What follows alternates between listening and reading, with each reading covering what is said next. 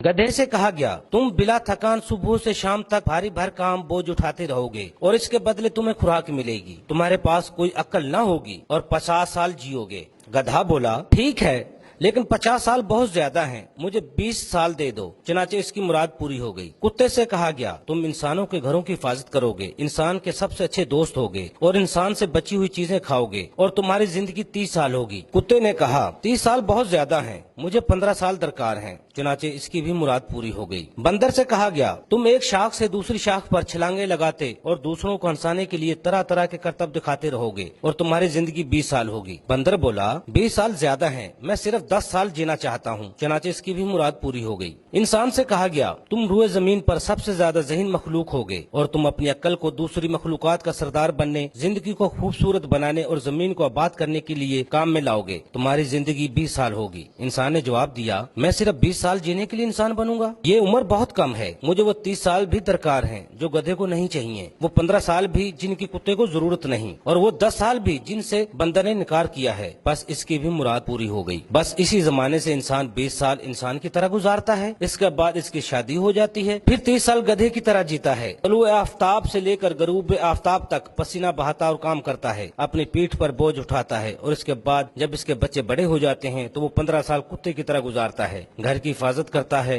दरवाजे, खिड़कियां और बिजली के बल्ब वगैरह बंद करता रहता है और बच्चों का बचा हुआ खाना भी खाता रहता है। इसके बाद जब वो बूढ़ा और रिटायर हो जाता है तो 10 साल बंदर की तरह गुजारता है, एक घर से दूसरे घर और एक बेटे के पास से दूसरे बेटे और एक बेटी के पास से दूसरी बेटी के यहाँ जाता रहता है और अपने पोते पोतियों को हंसाने के लिए अजीब व गरीब करतब दिखाता और कहानियां सुनाता रहता है।